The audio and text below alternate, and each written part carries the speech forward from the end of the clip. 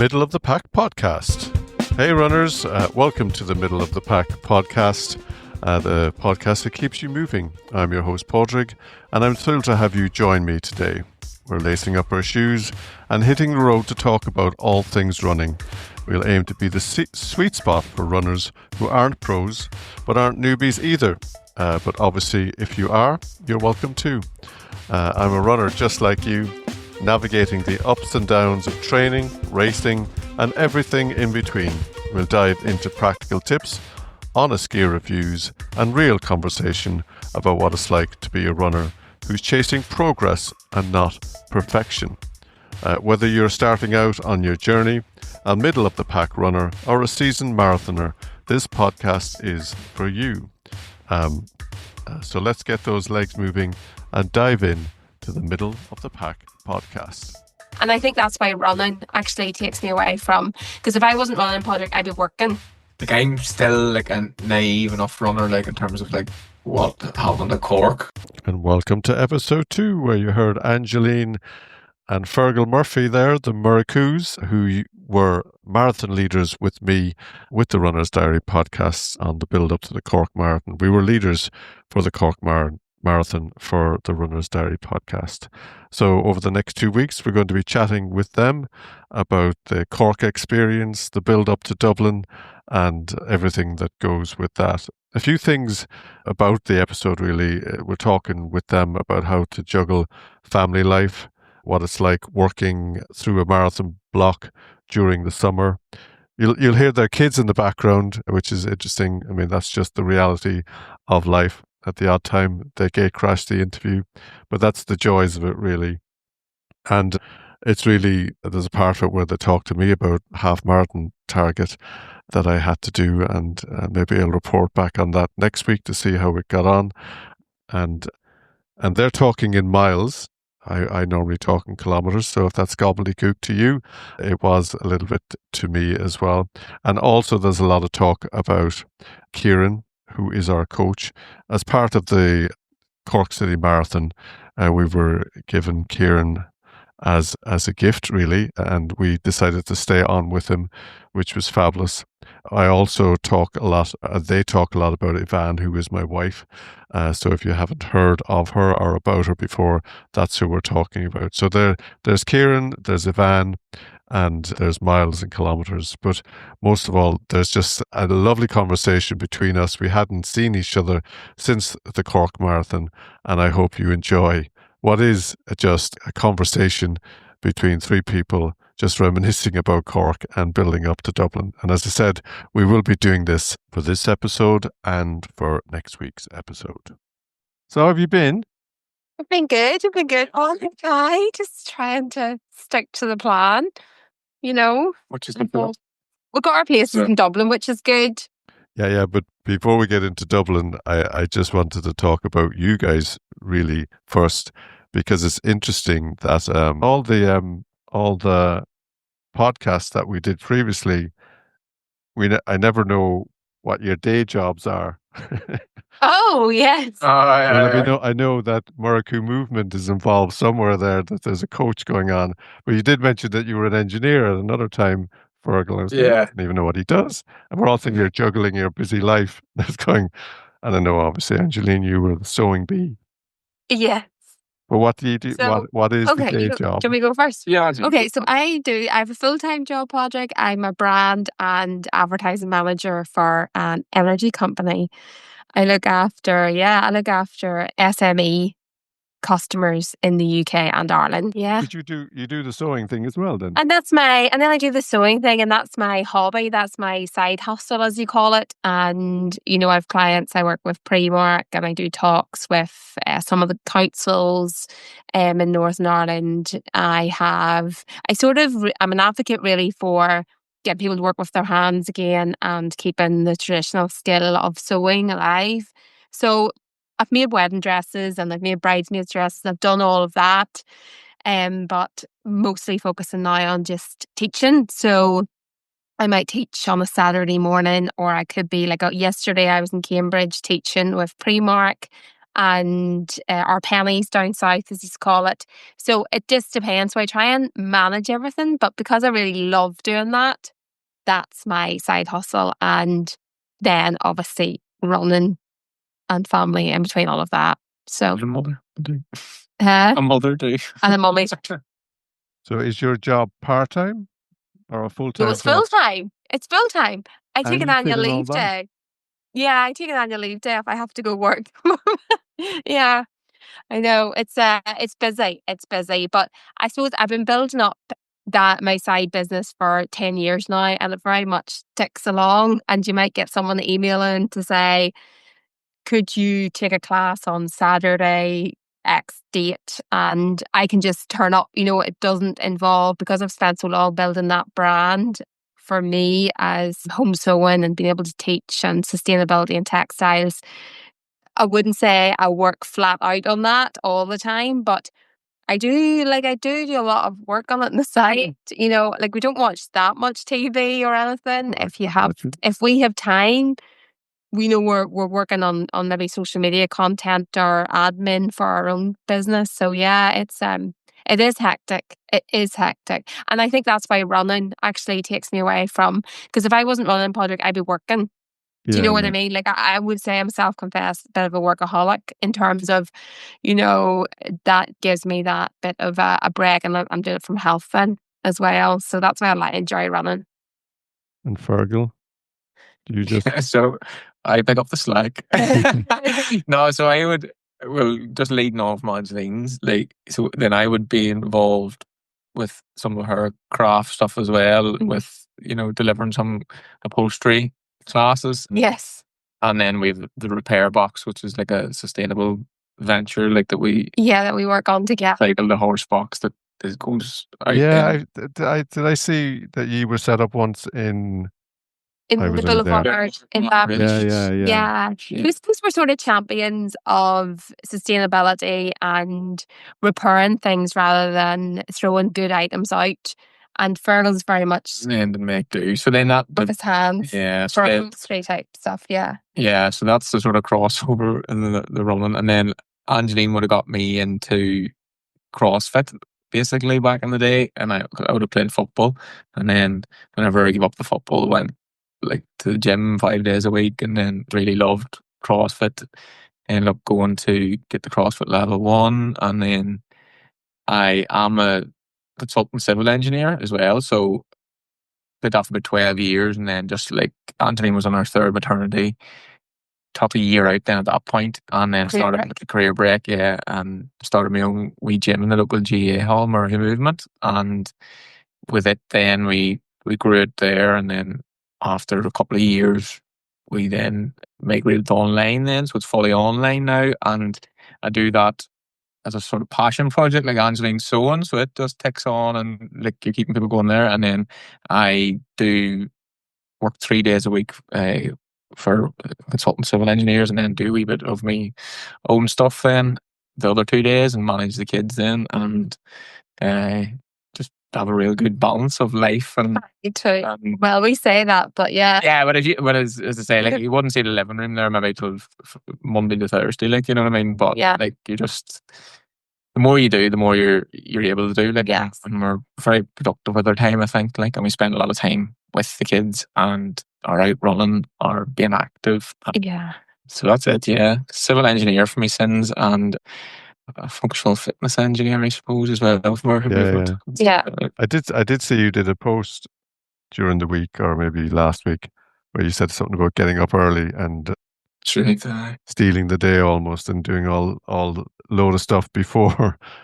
Yeah, I mean, I'd be similar to that, where I get up at 6:15. I think you were talking about earlier, and it's amazing. It's amazing what you can, catch up on, or get ahead of yourself by doing things like that. But it was torture for the first kind of 6 months doing it, but now I've been doing it for years. So even if I don't set an alarm, I wake up at 6:15. Wow. What time do you go to bed at then, Padraig? About 3:00 in the morning. No. 10:30, 11. Yeah. Yeah. Yeah. And that's probably enough sleep. Yeah, 6 or 7. 7 hours. It's the quality of sleep too. Yeah. But and some nights you have good quality sleep. Some nights you've bad, but like sun rises, sun sets. Like, and if you're used to get up at 6 and you get up, and that's the thing. Like, you're ahead of the game. Like, whenever you're up at that time. And I've always found it like everyone else is sort of sleeping. And then And you the come out power at nap. 7:30 from the gym and you're ready to take on the world. Like, is what I find. I feel like I cut you off, Fergal, though, when you're talking about your Maracu movement. Like, what does that involve? Or, like, could you be coaching running as well, or is it more? Yeah, well, I suppose you could be coaching running. That drives me then to want to perform well in my marathon times. Like, as well, like normally what I'm coaching there is functional fitness, and the CrossFit style of fitness. And really the benefit I got from it was like, as a busy parent, like being fit and able to do whatever you want, like to throw your hand at the marathon because you're fit and able to do it. And to manage the stresses of juggling family and work and training for a marathon, like that's really what drives me, and that I can feel the benefit, and then I want to share that knowledge with other people, so that the knowledge then that I'm gaining from running and my experience of running and how it actually a marathon mirrors life, really, in terms of Yeah. it's all rosy when you're up to 20 or 30 years of age, and then I'm sure then between 30 and 50, you start to feel the pains, which is the mid-marathon, and then you're getting to the end. Then it's like, have you done the right prep ahead of time, to actually be able to finish strong in the marathon in life? Like, because my first 2 marathons I did, I was very nonchalant and I had football fitness behind me, and I was like, I'll just go away with Angeline for the weekend and do the marathon. And literally, like, you could bluff a half marathon, but then, like, whenever you sort of towards the end of the marathon, like, it's that 20 plus, like, it was just hell on earth. Like, and then I remember being in Amsterdam, because it was hell on earth in Belfast when I did it, and then in Amsterdam I felt a twinge. Like, I hadn't done any training. Like, the longest run I did before Belfast was 14 mile, I think. Mm-hmm. That wasn't like consistently. The longest run before Amsterdam, I think, was 7 mile. And then I just went out Try and this done. at home. Don't try this at home. But then I went out, and then it's like you just push the edge of the cliff, and then the cliff is the marathon, and then you have to do it or else not do it. So I was like, right, I'll do it. And then the whole body was sore, and I was like, there's definitely sort of feel like I could quit here. But I remember then supporting Angeline in Edinburgh and London, and the whole city's in lockdown. So, like, trying to move about when you're, a marathon's happening is chaotic. And I remember thinking to myself, if I quit, I'm going to have to try and navigate my way through this crowd with nothing to get home. And then I just looked to the right, and there's a crowd. To the left was a crowd. Straight ahead of me was just clear because it was the marathon route. And this is the quickest way for me to get a Heineken in my hand and get this finished, is just complete this route here. So, like, this is right. I'm just going to have to finish this. And then that was that. But you live and learn. And then Cork was a bit of a shambles as well in terms of pace, like, where I didn't follow the plan and I ended up like hanging on for half of it. So this time round, I'm going to try in Dublin and really just keep my composure. And since I started the marathon training, the power nap, Kieran always mentions about making sure you're catching up on your sleep and getting some recovery sleep. He did slag me off a lot when we went away on the last weekend, because we're self-employed, and I'm more like yourself, Fergal. I pick up the slack, and Ivan is in the shop, so I'm doing a lot of the admin back here. But I found stealing 20 minutes and actually lying down and setting your alarm, initially I couldn't do it at all, and now it's like I crave for that. And I was going, but I can't because I'm busy, and the kids have to be dropped here and they have to be dropped there, and how can I fit in a power nap? And he was saying, I think it was him anyway, we'll credit him anyway, he said, if you go onto social media and go onto TikTok, he said, you'd be surprised how quickly a 15-minute slot can disappear.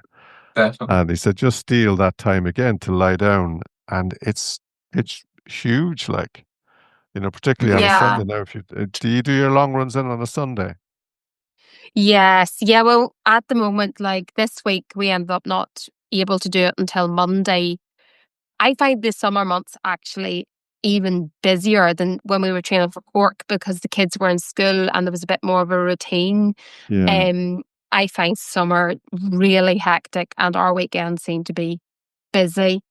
And then trying to slot in the long run has been difficult. Like Because you're we ended away up somewhere. because I'm away or Well, like as a family, like, yeah, and we're sort of because the kids are off, we're trying to even make more conscious decision to go away with them at the weekend and spend even more time with them. So, like last couple of weekends we've not even been here, or we've been maybe out meeting with friends on a Saturday night, and then on like last Monday, I think we ended up doing our run this week, our long run after work on Monday. Not ideal, but fitted it in. This weekend we're down for Mana.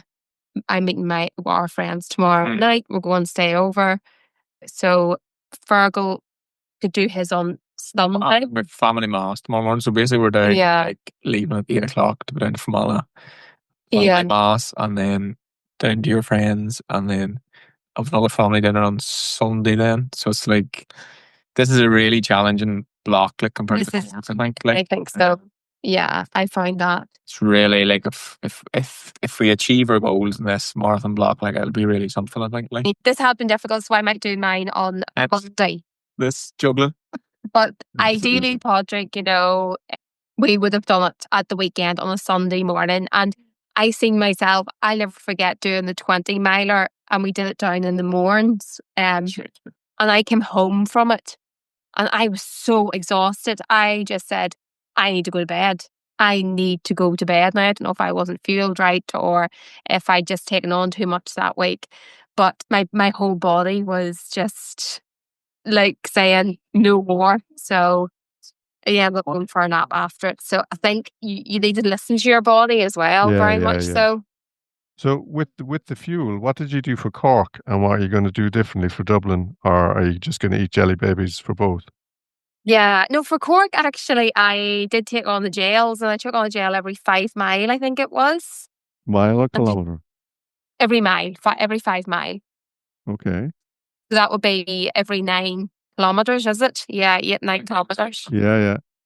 Okay. And then what did you do, Fergal? I was the same. That's like, yeah, I did the same. I would gel every 5 miles, but I made the mistake of, buying different gels the night before at the Jawan shop, and then I know, Padraig, this is what that everyone says. Lemon and lime SAS. Basically, I went off the rail. My whole training was like, I would say to Angeline, like, just stick to the plan, do this, you know what I mean? And then, the way I'm like, and then Damien shop then the night before. I said, I have to give him a turn here, like, and then he says, I says I have the SAS ones, but they were SAS lemon and lime with caffeine in it then. So I took them, and they didn't taste that great now when you're going around, but I don't blame that. Like, I was, I don't think fueling was really a problem. I don't think it's more a body. I don't think he do that again. Do you know that taper week, Padraig, they talk about people go a wee bit off? Yeah. Well, Fergal on the I was just saying on taper week that people go a wee bit doolally. Well, Fergal had this idea that he'd go to Hong Kong for his friend's birthday. He was like, I'm going to go to Hong Kong because I don't really do that much training this week. And I said, Fergal, this is not a good idea. You have to rest before the marathon. So for being so engineered and consistent throughout his training, he was going to throw it all in at the last minute, self-destruct. So, yeah. I didn't believe that taper week stuff, when then in my head that was a logical decision. No, because that good. Training was tapering off and the flights were cheap. And he was turning 40. I was like, this would be a good idea. So your gel size strategy will be the same for Dublin then? Except you won't experiment with a new one. I think so. I think that's sort of the general consensus from seasoned marathon runners, that it's every 5 mile, take a gel. The gel seemed to work for me, although I didn't trial anything different either, Padraig. So I might, on my long runs this time, try the jellies, the jelly gels. Yeah. Because I find sometimes the gels will be a bit sickening. Yeah. Well, it was Damien at the Edge. Damien from the Runner's Diary had said to me as well, get a drinks mix. So you can get there's Ultra Nutrition or Precision have them as well, so it's more of a mix, but it's carbs as well. Yeah. So it Okay. kind of varies it up. So I was doing that maybe about 3 weeks before the marathon, Fergal, not the night before, where I had 2 gels and then I had some of that and then I had a caffeine gel. But it's all, you're hydrating as well. So that was kind of a good way of Yeah. doing it. But So you carried that with you? I had a belt. So it was Yes, the only like belt. 250 flasks, so it wasn't major. Yeah. It kind of evened out my belly. So I had the Yeah. water underneath. Very Mm. good. I'd say this time round I would pick the Imodium. I think Andy had put in about Yeah. picking up before the run, so I'd say I would definitely He And Dior Light. and Yeah, he Dior sent that out 2 days before, and I hadn't thought about it, and it was kind of Yeah. freaking me a little bit. Yeah. But yeah, both Ivan and I did the Imodium, and that definitely, it just Helped. psychologically helped. Yeah. As well, yeah. Like I didn't I didn't have to go to the toilet at all through the marathon. And just this would be my 10th marathon Dublin, and I think this will be my 10th one now, yeah. Oh, okay. Yeah. And I've never really ever stopped. Well, I've only done one and haven't stopped, but anyway. Was it your first, Fergal? No, my third, I think. Yeah, I did think. We did Amsterdam, Belfast, and Cork. Yeah. What was Amsterdam like? Good, yeah. It's good. Like a flat course. You're a very recreational runner. You were very them other marathons. A lot of the marathons I did before, like I wasn't really focused that much on time, Padraig, really before. Yeah. I don't know whether now because there's more social media and there's more talk around times and trainings are a wee bit more structured. Like my marathons before, like I did a lot of mountain marathons. You just went out to finish them, do you know? And I was never going to win. So I was just going to see this. Like I always said, I did Berlin, Amsterdam, Edinburgh, London. You were pushing top 4. Belfast. I think I was always close to 4, like 4:06. Then Cork was 4:04, 4:10, 4:12, 4:15, always around that route. So I think I never would have done interval training or, You're in the hills. I would have done hill sprints that would have been it. Yeah. They do make a difference though. But then I think as well, sometimes innocence is a bliss, isn't it? Like you just, because I found when people say to me, oh, when you get to this certain point now, that's a dodgy bit, the pubs that were calling out and like I know them, you mightn't, but I was going, once I got, and I remember feeling a bit, or, the classic when you hit 20 miles, that's where you hit the wall. If no one told you that, you're not going to hit a wall, are you? No, obviously people do hit a wall. That's the point. I suppose that's where it comes from. But I just find sometimes that if you don't know about it, would it actually happen? Because, that mind over matter thing. Yeah. At 20 miles, you're going to hit a wall. So therefore it's in your head. So does that accentuate the whole thing? I suppose that's my point. But do you remember, well, I remember you talking about it prior to, you were doing a race. It might have been a half marathon and you were sitting in the car and you were going, you feel like you've got imposter syndrome that you shouldn't be at this race. And like Ivan and I feel like that quite a lot, when you turn up for a race. And it's worse now we've joined the club because we've got the club crest. You look like you know you're done. Exactly. It's like a target on your back. Oh, let's beat this slow guy. Let's join the club. And sometimes you get the mind monsters before a race, but I don't know if you remember, like just before Cork, we were caught in this kind of a slight panic to get to the start line. Do you remember? Yes. And we were pushing through a crowd and then we eventually got in and it was like, whew, and it was almost starting. So you didn't have time to think about all those sort of, should I be here? Shouldn't I be here? Yeah. But I think that's a podcast you could do on the prep and like lead into it. I know it's hard because like I speak to so many people now still like, that do park runs and they're all going, oh, I don't think I could do, or I don't think I could, and I think we were all there at one stage where we couldn't go beyond 5 kilometers or 10 kilometers. And here we are going for another Dublin Marathon. Have you got your accommodation sorted? I've just booked it, actually. Yeah, I have it And booked. I organised that this week. So we're going to stay Saturday So you night. are the boss, really. I know you joked about it. I didn't joke. This is serious. Yeah, all booked, all booked. No, I think sometimes I just have to get all that organised, because it is actually quite busy in Dublin, trying to get accommodation Yeah. around the marathon time. So I'm glad we have something booked. We are just we're staying in the Premier Inn again in Dublin, because I love it because the rooms are all the same and the kids are Yeah. very familiar with the rooms. Nice coffee as well, and good breakfast. And there's good breakfast, and with the kids, they know what they're getting. So you bring in the whole crew again? yeah, so the kids are coming down.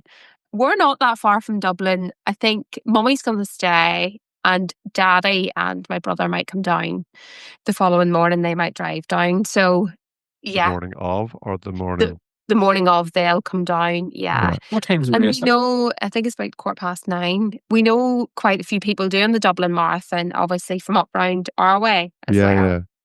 Yeah. Only about an hour, is it? An hour and a half? An hour. Yeah. I don't know. Over an hour and a half, yeah. But just on the point, the actual start time is 9:15. So yeah, we've just lost a half an hour there in our prep time. But it is probably a good point of the show just to stop there, because we're getting into Dublin talk, and we've had a little bit of a review of Cork, and I know as we're talking about Dublin next week, we'll probably end up referring to Cork quite a lot as well, which is good because it's all about experiences, and I know you have done a lot of marathons between you now, and it's still good to know that as middle of the pack runners, we are still striving to achieve times. We're still looking to learn, because my experience of it all has been that we learn so much as we go along. Yeah. You never crack it, really. And I think maybe the time that you do will be the time that you'll falter a little bit. So it's always good to have that little bit of nervous tension, to have that time where you're feeling a little bit under pressure. And I know between the three of us in our Cork experience, we learned an awful lot. And I know as we talk next week about Dublin, we hopefully will be able to share some experiences of how we might do better, or maybe some doubts, because not all of us are super confident. I know I'm certainly not. And I think I'll always hope that marathons will scare me a little bit, because I think that makes you better. It makes you sharper, and it keeps you motivated, I suppose. So listen, thanks very much for listening, and we'll see you next week, or hear you next week. And thanks for joining me on the show this week on Middle of the Pack. Thanks for joining. Cheers. Thanks so much. I really Thanks, appreciate you coming on. Thank you. No, what Thanks, pleasure. Willie. Hey, best of luck. Bye-bye. See ya next week. So that was the Murracoos, Angeline and Fergal Murphy. They will be with us again next week, where we'll talk more about Dublin. We'll talk more about them and their lives. And obviously, I'll have a little bit of an input too. I really enjoyed chatting to them again, brought back all the memories that we had with the Runner's Diary podcast. And it's great that they've joined me on my new venture with the Middle of the Pack podcast. So join us again next week for more of that, more chat, and really hope you enjoyed the show. Follow us on all our social media channels, Instagram, TikTok. Follow us at Middle of the Pack. Search us at Middle of the Pack. And remember, as always, keep on running. And thanks for listening.